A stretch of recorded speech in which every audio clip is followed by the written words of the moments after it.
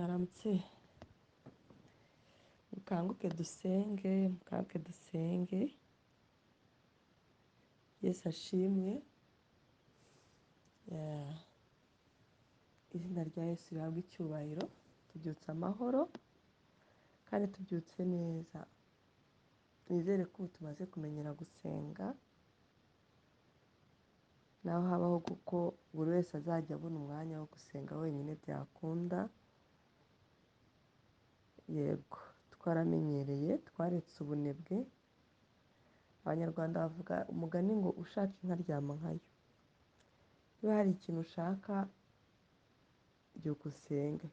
Ariko cyane niba ushaka kuba inshuti y'Imana, ushaka ukuntu mu gicuku uzajya usabana n'Uwiteka Nyiringabo, sibyo? Uwiteka Mana nziza, Mana ikomeye, nongeye kuzamura ijwi ryanjye gushimira ko tubyutse neza kandi ko twasinziriye amahoro. Ni ukuri ingabo zawe nyinshi zaturinze kandi n'izindi zapfuye ku bwacu. Ibyari kutwica byari byinshi, ibyari kudukora isoni byari byinshi, ibyo umwanzi aba yagambiriye ni byinshi, ariko Yesu byose ntabwo wabyemeye, wemeye ko twongera kubona undi munsi kandi mwiza. Ni ukuri wagize neza, ndagushimiye. Ushimiye no kuri byose wakoze ejo, ibyo twabonesheje amaso n'ibyo tutabonye, kandi ngushimiye n'ibyo uri gukora, kandi ngushimiye ko ibyo wibwira kutugira ari byiza atari ibibi. Yego, ndagushimiye no kubw'uyu munsi mwiza w'umugisha uduhaye, umunsi wo kukunezererwa, umunsi w'amahoro, umunsi w'icyubahiro cyawe kuri twebwe, umunsi wo gukomeza kuvuga iby'imirimo yawe no gukomera kwawe ku buzima bwacu, kandi n'umunsi wo kubona ibitangaza n'ibishyashya uba waturemeye.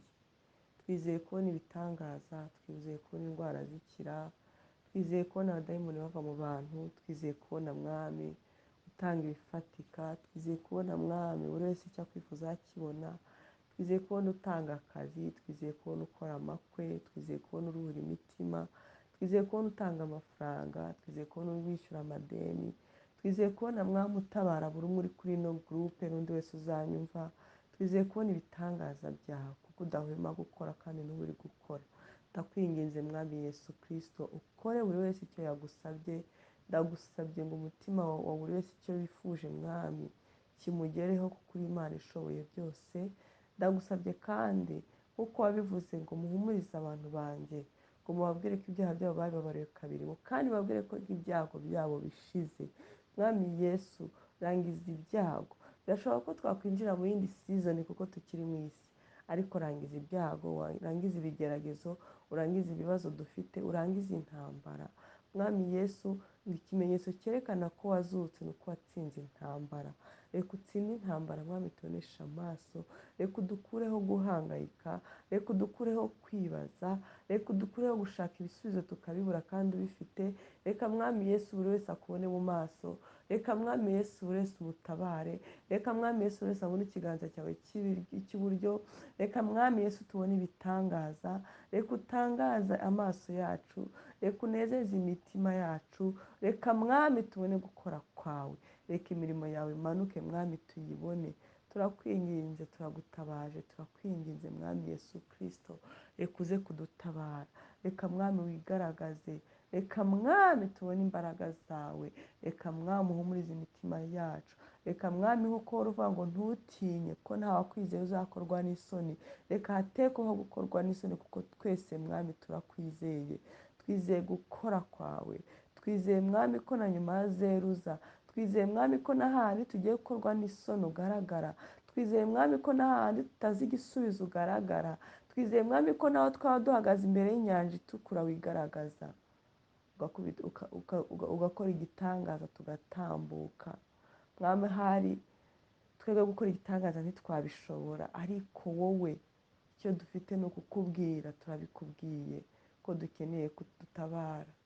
Ijambo ryawe rirambwira ngo yemwe abarushye n'abaremerewe munsange ndabaruhura, ngo kandi yemwe abibutse Uwiteka ntimugahweme kugeza ubwo Yerusalemu izahinduka amashimwe. Mwami mu buzima bwacu twababuguhariye, twahisemo kugusenga, kukubaha no kukuramya, twahisemo kugukurikira umunsi ku wundi. Turakwingize Mwami ngo ugaragaze ukunesha kwawe ku buzima bwacu, ugaragaze mwami imbaraga zawe. Ntabwo twareka kukwereka abantu bari mu nzu z'imbohe mwami ngo basure nabo. Ntitwareka kukwereka abantu bari mu bitaro barwaye batazi badafite icyizere cyo kuzabyuka. Abo Yesu ubasha kubageraho ukavuga ijambo rimwe. Mwami Yesu ngo waragiye wegera Ezekiyeli ngo uramubwira ngo ese mwana w'umuntu ngo aya magufa yakongera kugira ubuzima, yakongera kubaho. Natwe hari byinshi byapfuye mu buzima bwacu complètement bitagifite ubuzima, ariko kiriya cyanditswe kitwereka ko mwami ari wowe ufite ubuzima. Nuko natwe turakubwiye ngo mwami ni wowe ubizi, ni wowe uzi ko ayo magufa yakongera kubaho, ni wowe uzi ko abarwayi badafite icyizere bahaguruka, ni wowe uzi ko abafunzwe batazi uko bazataha bavamo, ni wowe uzi ko umwami abababaye badafite uko bishima bakwishima, ni wowe uzi ukuntu umwami abataye icyizere cy'ubuzima cyagaruka, ni wowe uzi ukuntu umwami abibaza ngo ibi bizagenda bite, iki kibazo kizava mu nzira yanjye gute, cyakemuka gute. Ni wowe uzi ko mwami bishoboka, ni wowe ufite ubuzima, kandi mwami ni wowe twaje gushaka ufite ubuzima, twaje gushaka ufite ibisubizo byose, kandi watwibwiriye n'umunwa we ngo ntabwo tuzakorwa n'isoni. Mwami wibuke ibyo wavuze byose kuri twe, wibuke ibyo wavuze byose ku bakwizera, wibuke intambara zose waturwaniriye. Ntabwo twigeze duhinduka, kandi nawe ni wowe wahindutse. Turacyari ba bandi tugikeneye amaboko yawe, tugikeneye gutabarwa nawe, kuko mwami tudagufite ntabwo twabishobora.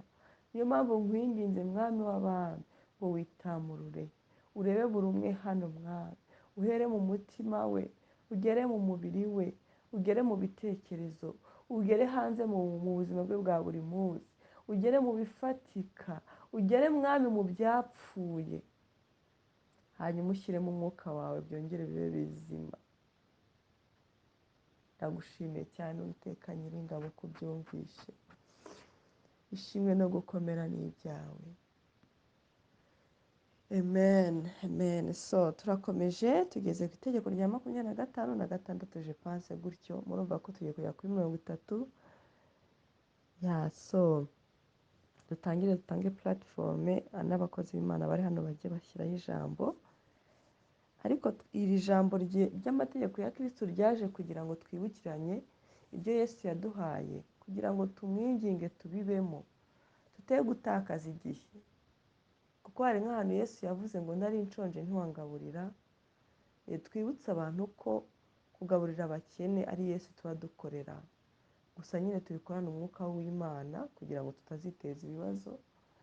Ariko cyane cyane iyo umuntu afite kwizera kurarema, kwizera kuratsinda. Nta kintu cyabasha kugira icyo kigutwara ufite kwizera. Hari umushuti wanjye arimo anganiriza ambwira ukuntu bamubwiye ngo ahantu akorera ngo abantu baraza bakahicara ngo bakazana abadayimoni, ngo dayimoni ni ahantu hataba. Uzarebe none se kanguhe example bigeze baduha bari kutwigisha, baratubwiye ngo mucane itara hari urumuri, nimurizimye habaye umwijima, mwongere mucane itara haboneka urumuri. None se wa mwijima hari aho wagiye, n'ubundi urahari wazimye yawubona. Yesu yaravuze ngo uri muri twe aruta cyane uri mu bisi, ngo muhumure kandi nanesheje isi. Ni amagambo abiri ajyanye. So muhumure. Dayimoni nta bubasha afite ku bana b'Imana, ariko ahora azerera. Umwami Imana yabwiye Satani tuvuye kuzerera mu isi, kandi uwo ni umukuru w'abadayimoni. Bahora bazerera bashaka ko bacocomera. So baza rero bakagusanga mu cyumba, baza bakagusanga mu ntebe, bagusanga mu kazi, bagusanga twanesheje Satani kuko Kristo ari muri twe. Kandi ijambo riravuga ngo twahawe ububasha ngo mu buryo bw'umwuka twicaye iburyo bwa Data. Nta ubasha kudukoraho. Yesu we yarabyivugiye ati, Yesu yaravugiye ngo abo wampaye ubarindire mu isi, ngo ariko nta ubasha kubapfupfunyura mu kiganza cyanjye. Yabwiraga umwanzi kuko yarazi ko umwanzi ari we wabasha kubapfupfunyuramo. Yesu rero yaratsinze, kandi natwe turi abatsinzi, kandi dufite ijambo ryahanuwe twasigiwe na Kristo ritubwira ngo Kristo ni umwami w'ibihe byose, amavi yose azamupfukamira, kandi Kristo yatsinze ku bwacu, ntabwo yatsinze ku bwe.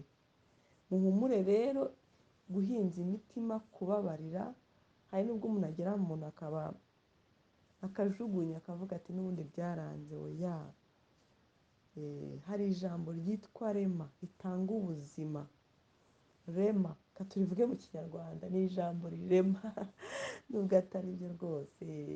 Rema ritanga ubuzima niryo ryahanuwe. Ufite Kristo afite ubuzima. Niyo mpamvu yavuze ati ntabaza ndagutabara nkwereka ibikomeye utabasha kumenya. Yakwereka ibikomeye biri imbere, yakwereka n'ibikomeye bihambaye wakora, ariko ukamutabaza. Ntugahweme kubwira Yesu ngo ndahari, ngirira neza. Niyo mpamvu ubona igihe yacaga muri Yerusalemu no mu Bayuda na n'i Samariya, yacaga ku bimuga akavuga ngo Yesu mwene Dawidi mbabarira. Harimo ikintu cyo guca bugufi tukamenya ko ari umwami ufite byose. Agahindukira akamubaza ngo urashaka ko ngukiza? Urashaka ko ngukorera iki? Yesu iryo jambo rivuga buri munsi. Ese urashaka ko ngukorera iki? Ndashaka kubabwira ngo kuba inshuti ya Yesu nta gihombo kirimo. Hari umuririmbyi wo mu Rwanda wigeze kuririmba aravuga ngo usaba Yesu ntabwo avunika. Bisifi yo kumubwira ngo Yesu mwene Dawidi hindukira undebe. Ngo baramwinginga agakize sebukwe wande wa Simoni, nyirabukwe wa Simoni. Ngo baramwinginga ngo amukize. Ngo Yesu arahagarara, niko birivuga ngo arahagarara, ngo arahindukira. Arahagarara. Yesu kano kanya arahagaze, kuko izina rye riri kuvugwa. Turimo turarihamagara turibwira ngo ngwino. Urebe abari muri distress, urebe abababaye, urebe abakeneye ubutabazi, urebe abakeneye ibitangaza, abakeneye ko ugira ubostinga ubuzima bwabo bugahinduka ubundi. Abo bose rero ntutekereze ko ufite kontara y'ibihumbi 10 ari gusengera n'ufite kontara ya miliyari 100 z'isoko bose bari kubwira Yesu ngo ca hano ubikore. Ni umwami ushoboye byose. Ni kenshi mubwira ngo mwami ahantu hashobora kuba ibihumbi 10 mbigusabye hava na miliyoni 100. Ni umwami ushoboye byose kandi ni umwami wumva bose. Ni umwami utarobanura. Ntabwo ari abana b'abantu akureba akakureba ati harya uri mwene nde, harya uva he, uturuka he? Ese uyu muntu wambaye gutya abasha kwegera abantu? Oya, Yesu ibyo ntabwo abireba. We arahagarara akamubaza ngo ese ngukorere iki? Yamara kubyumva akavuga ngo ikorere uburiri bwawe ugende. Ubundi akavuga ngo ese uyu nawe si umwana wa Isirayeli? Ntibikwiriye ko akira ngo nuko ari ku isabato? Yesu za complication z'ubuzima duhora dutambika tumanura, ngo se ngo yabikora bigenze gute, ngo se ngo yujuje ibi, ngo se ngo Yesu ibyo ngibyo byayujuje ibi ntabwo abizi, ntabyo akeneye kumenya. Yesu gusanga ku kidendezi uharyamye imyaka 38, udafite icyerekezo, utazi n'icyo wavuga, udafite n'uwagufasha. Nigeze mbona umwana w'umuhungu Imana yakoresheje igitangaza hariya Rwamaganara, hano i Kabuga. Umuhungu wari warahiye hasi akagenda akarerwa n'umuryango, bakajya babika mu cyumba bagafunga. Ari kwishima cyane avuga ati ndashima Imana ko yambohoye nkabasha kugenda. Ati uriya muntu yaraje aravuga ngo haguruka ugende. Ati nanjye numva imbaraga zo kwizera ziraje ndahaguruka. Ati nari maze ati guhera muri 2004 nicaye kuri uraho. Abantu bari bamuzi hariya Rwamagana. Uwo ni Yesu uza akavuga ati haguruka, urananiwe, urarushye. Urarushye. Burya hari ubwo Yesu ategereza ko abanzi bacu babanza bakajya munsi y'ibirenge byacu, bose bakaza ku meza kugira ngo abereke ko nabo bakizwa, kuko umwami w'abami ari umwe. Rero ntidutinye kumubwira ibitugoye, ntidutinye kumubwira ibitubabaje. Icyo twirinda ni ukubaho gusa tumwinyora, tumwereka ko tutamwitayeho. Kandi ndabinginze bana b'Imana, ntitugashake Yesu byakomeye. Iki kintu nkunda kukibwira n'abantu b'inshuti zanjye. Ntitugajye gushaka Yesu byakomeye, tujye twibikira amasengesho y'igihe kirekire n'ubusabane nawe. Nibwo azajya agenda niyumva ngo Ange yapfuye agaruka avuga ati oya. Abantu bamubwira ati Ange yari inshuti yawe, agaruka muzure. Niko yazuye Lazaro. Kandi yazuye Lazaro ngo amaze iminsi inapfuye, ariko abantu bamwibukije ikintu kimwe, baramubwira ngo anje Lazaro yari inshuti yawe. Natwe Yesu kugira tuzurazure n'ibyacu, azajya abona amajwi amubwira ngo yari inshuti yawe. ese ubu Yesu azibagirwa ko nabyukaga muvugira? Imana impe gukiranuka ku rwego azavuga ati ni uwanjye, sibyo? So agategeko gatoya ni ako kubana n'abantu bose amahoro. Ntabwo bino bintu tujya tubishobora, wenda ninjye byananiye nyakojye byarananiye burundu. ngo mwene so nakugirira nabi ngo ugende umumenyeshe icyaha, ni muri Matayo 18:15. ngo mwene se nakugirira nabi ugende umumenyeshe icyaha cye mwiherereye. Umva ko Yesu yashakaga ko habaho discretion, ntuhite ushyira umuvandimwe wawe hanze. Nakumvira uzaba ubonye mwene so, ariko natakumvira umuteze undi cyangwa babiri, ngo ijambo ryose rikomere mu kanwa k'abagabo babiri cyangwa batatu. Kandi niyanga kumvira abo uzabibwire itorero, niyanga kuryumvira naryo azakubeho nk'umupagani cyangwa umukoresha w'ikoro. Njye kino kintu ntabwo nagiye ngishobora, Imana imbabarire. ahubwo kontrere y'umuntu ambabaje nshaka nko kugenda ngahita mpamagara umuntu w'inshuti yanjye nkamuganiriza ibintu bibaye, kanaka kunkorera gutya na gutya. ariko hano Bibiliya ivuze mwene so ntabwo ivuze umuntu uwo ari we wese, kuko mwene so uzabwira undi mwene so wo mu rusengero, undi mwene so muje kwizera, bikazagera naho n'ibyanga uzajya kubwira itorero. ariko se uwakubabaje niba ari nyiri itorero, tuvuge umuyobozi wawe mu itorero, uzajya kumuregera nde? uzajya kumuregera nde? Ikindi se ko habayeho kwiyoberanya kwenshi. Mu gitabo cya Yuda igice cya mbere haravuga ngo bamwe benshi baraseseye. Ntabwo baseseye muri iyi si, baseseye mu itorero. baraseseye, baje mu itorero kugira ngo Satani abone uko acunshumira abana b'Imana. None se ubwo umuntu yaba yaraseseye,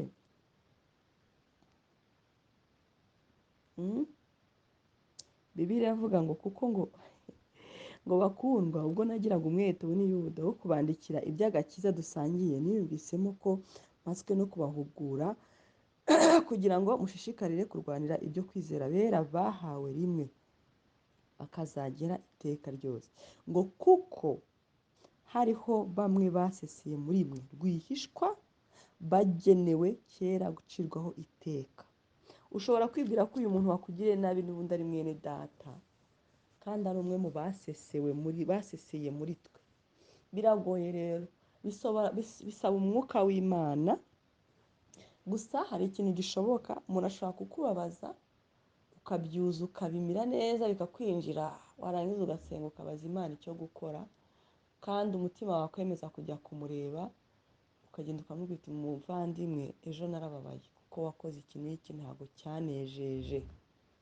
yakongera kugikora ukegera undi, ariko twe tubanza bwo kwegera abandi, nta nubwo duhita twegera Imana. oya, uhita uhamagara inshuti yawe ati kanaka uzi ishyano nkoreye, njyewe ni ukuri mbibayemo imyaka, ntabwo mbabeshya, ni intege nke kandi.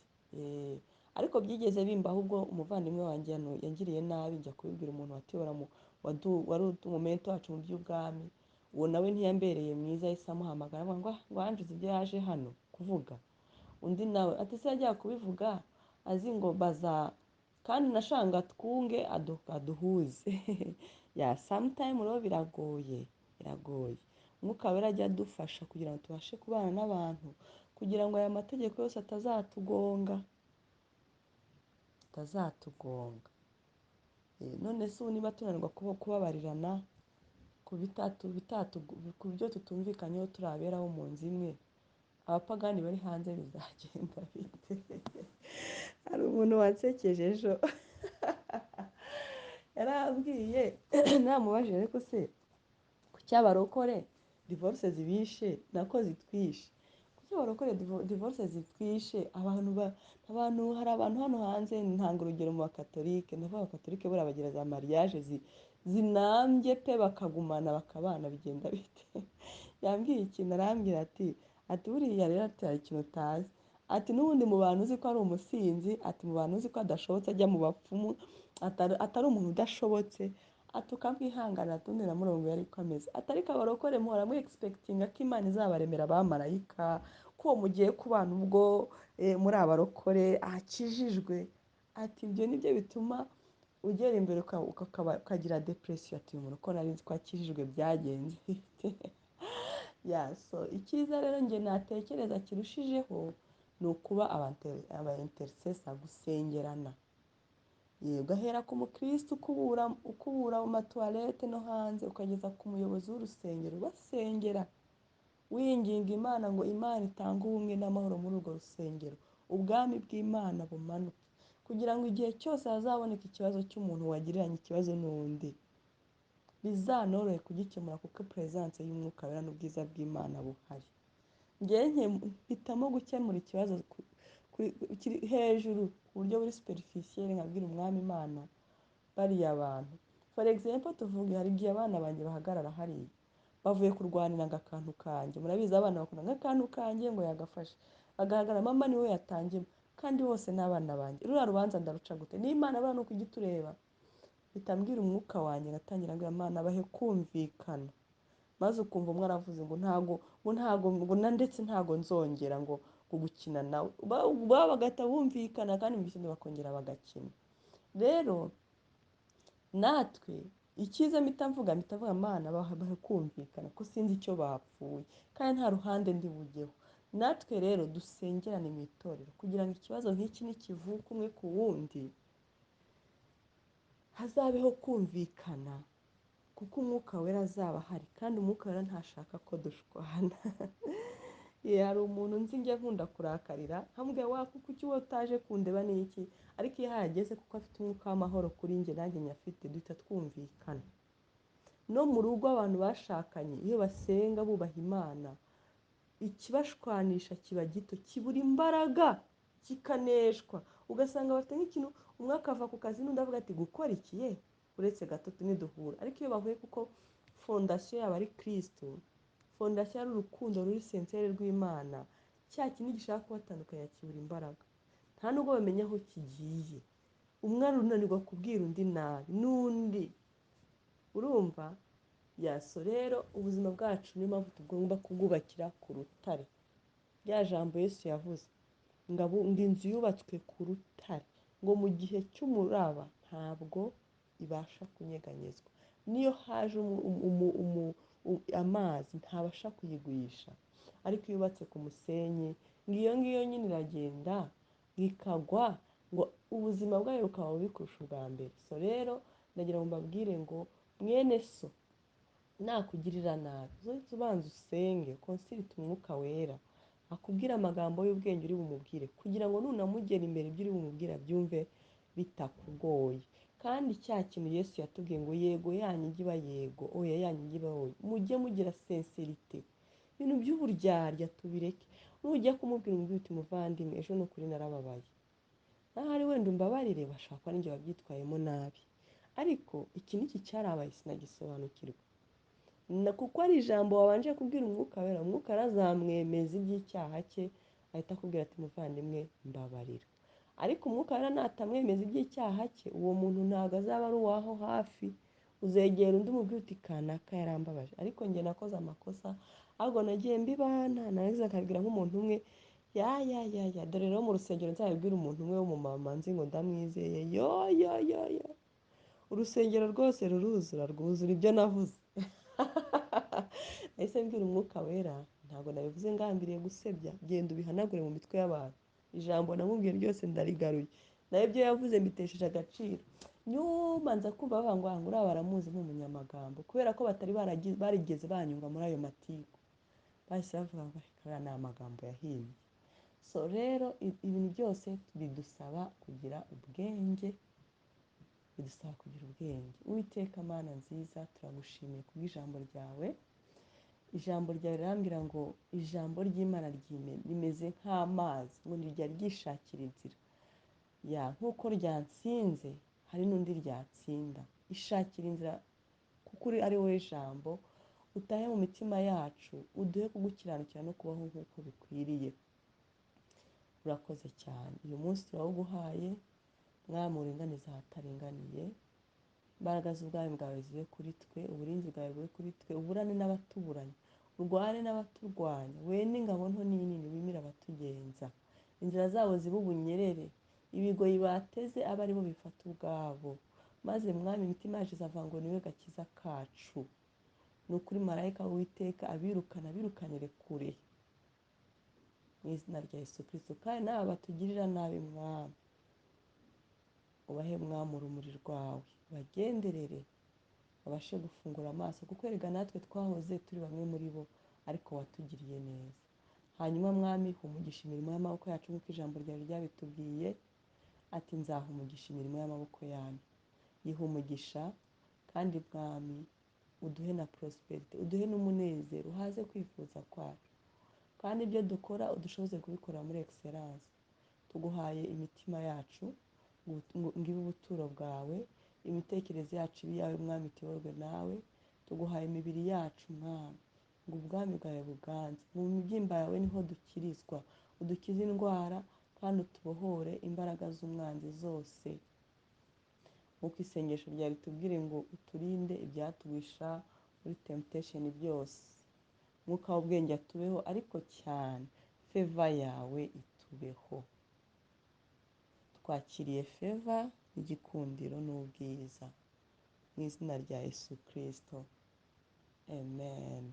So ndabakunda, mugire umunsi mwiza, muhahe muronke, feva y'Imana ibabeho, prosperity y'Imana ibabeho, promotion muzibone, ibyiza byose umwami Yesu yateganyije uyu munsi bitugereho mu izina rya Yesu Kristo, amen.